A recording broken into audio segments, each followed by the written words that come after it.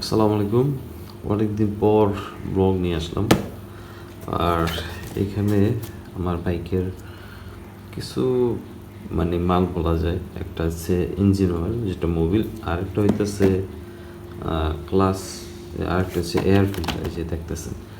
আর আমি যে জায়গা থেকে এই যে মালগুলা আনি, আপনারা চাইলে এখান থেকে নিতে পারেন। তবে একটা বিষয় হইতেছে, আমি গতকালকে একটা পোস্টে দেখলাম এক টিভিএস শোরুমে এই এই যে বোতলটা দেখতেছেন, এটার কিন্তু বোতলটা চেঞ্জ হয়েছে। তো আমি এই ছবিটা আপনাদেরকে দেখাইতেছি। ঠিক এইটার পরিবর্তে একটা কালো বোতল হয়েছে, আর এই লোগোটাও সম্ভবত চেঞ্জ। তো এটা আমি মূলত যে জায়গা থেকে নিয়ে আসি, দেখে আমার কত পরে, এই যে দেখেন, নূর আলম মোটরস সাইকেল পার্টস। আর এইখানে আমার ইঞ্জিন অয়েলটার দাম ধরছে 1000, আর এয়ার ফিল্টারের দাম ধরছে 340 টাকা। তো তার সাথে আমার প্রায় 7-8 বছরের মতো পরিচিত একটা লোক, আর খুবই ভালো লোক।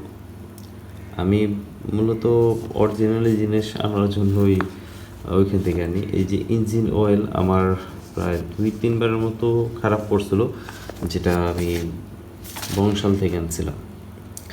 আর এটার যে জায়গাটা সেটা হচ্ছে খুলনা। এই যে দেখেন, ফুল অ্যাড্রেস, মোবাইল নাম্বার দেওয়া আছে। এটা হচ্ছে ভাইয়ের নাম্বার। আপনারা চাইলে এটা আপনাদের ব্যক্তিগত ব্যাপার, তার সাথে যোগাযোগ করতেও পারেন। এমন না যে সে আমার কিছু বলছে, আমি জাস্ট খালি বললাম। আর চেষ্টা করবো এখান থেকে রেগুলার ভিডিও দেওয়ার। তো এই হচ্ছে এয়ার ফিল্টারটা, যেটা আমি নিজে নিজেই চেঞ্জ করবো। আপনাদেরকে আমি দেখানোর চেষ্টা করবো কীভাবে আপনারা পারেন, পারবেন, অনেকে পারে, বাসায় বসে বসে চেঞ্জ করতে পারবেন। তো এটা হচ্ছে ওইখান থেকে আমার সব কিছু একবারে না, টোটাল খরচ গেছে একেবারে 1510 টাকা, একেবারে বাসায় না পৌঁছে দিছে। অনেক হয়তো ভাবতে পারেন যে আসলে এই টাকা দিয়ে তো বংশাল থেকে পাওয়া যায়। আসলে বংশাল থেকে নেওয়া যায়, কিন্তু আমি নেই না। আমি 2-1বার ধোকা টোকা খাইছি, এর জন্য নেই না। তো এখানে বিএসটির একটা স্টিকার দেওয়া আছে। এটা থাকার পরও অনেক সময় ইঞ্জিন অয়েল কপি পড়ে যায়। আর এটা নিয়ে অনেক একটা ভিডিও দেখছিলেন আপনারা হয়তো, যে ইঞ্জিন অয়েলগুলোকে কীভাবে তারা কারখানা থেকে কপি করে। তো সে একটু ভয়টা লাগে। আর আর এর কাছ থেকে আনার অনেক আগে থেকে আমি এই ইঞ্জিন অয়েলটা আনি। আমার 4বি ফার্স্টে থেকে শুরু করে এখন পর্যন্ত আমি এটাই ইউজ করি, কোনো ইঞ্জিন অয়েল ইউজ করিনি এখন পর্যন্ত। তো চলেন আপনাদেরকে দেখাই যে এটা কীভাবে লাগানো হয় ঠিক বাইকের মধ্যে। এটা আপনার একেবারে ইজি, একেবারে সহজ। শুধু 4বিতে এটার যে এয়ার ফিল্টারটা, সেটা আমি ইনশাল্লাহ আপনাদেরকে দেখানোর চেষ্টা করবো।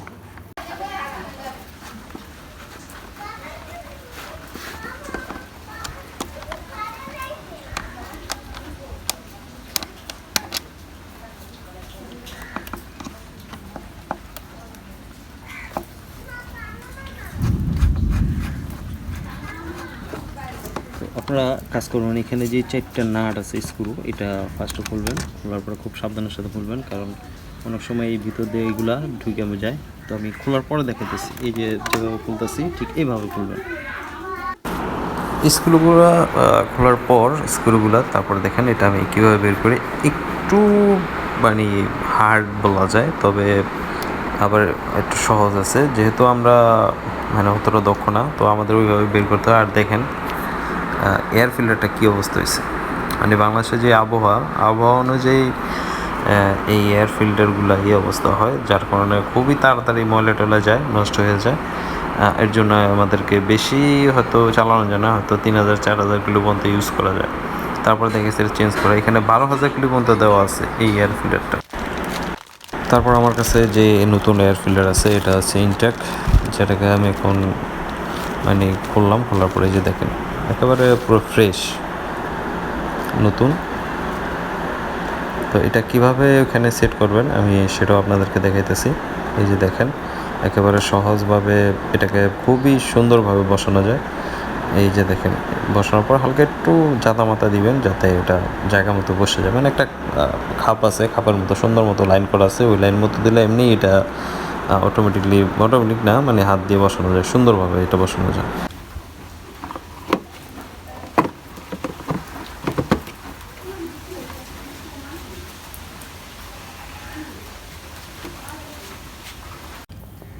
আপনারা দেখলেন কীভাবে আমি এয়ার ফিল্টারটা আর কি পরিবর্তন করলাম। এটা ইচ্ছা করলে বাসায় পরিবর্তন করতে পারেন, তবে এই ইঞ্জিন অয়েলটা নিয়ে একটু কথা আছে।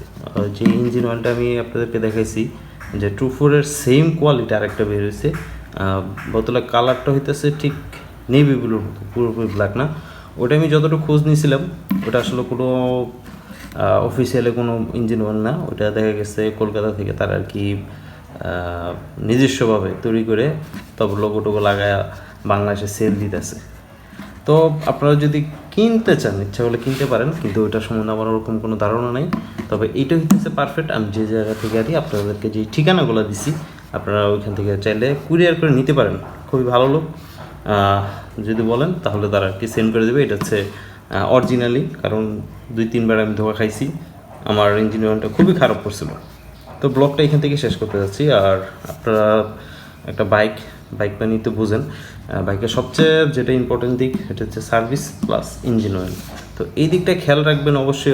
আমি বারবার বলি, যেহেতু অনেকদিন পর আপনাদের সামনে ব্লগ নিয়ে উপস্থিত হইলাম। আর এটার বিষয়ে যারা জানেন আমার থেকে আরও অনেক অভিজ্ঞ আছে, তারাও এটার সম্বন্ধে জানেন এটা কী পারফরমেন্সের একটা ইঞ্জিন অয়েল। তো যাই হোক, আমি আপনাদেরকে জাস্ট একটু ধারণা দিলাম। ওই ইঞ্জিন অয়েলটা আমি দেখার পর একটু ফোন দিলাম আমি যেখান থেকে আনি, যে ভাই আসলে এটা কী অবস্থা। সে বললো যে না ভাই, এটা আরও 2 বছর আগে বের হয়েছে, কিন্তু আমরা এটা ইনপুট করি না, কারণ এটার কোনো অফিসিয়ালি কোনো কিছু নেই। শোরুমে গেলে পাইবেন না, সার্ভিস সেন্টারগুলো এই ইঞ্জিন অয়েলটা আপনারা পাইবেন না। এটা মানে নিজস্বভাবে একটা তৈরি করেছে, করার পর বাংলাদেশ আর কি ছাড়ছে। কিন্তু ভালো দিক খারাপ দিক আবার এরকম মিলেই আছে। তো যাই হোক, এখান থেকে বিদায় নিই। সকল ভালো থাকবেন, সুস্থ থাকবেন, নিরাপদ থাকবেন। আল্লাহ হাফেজ।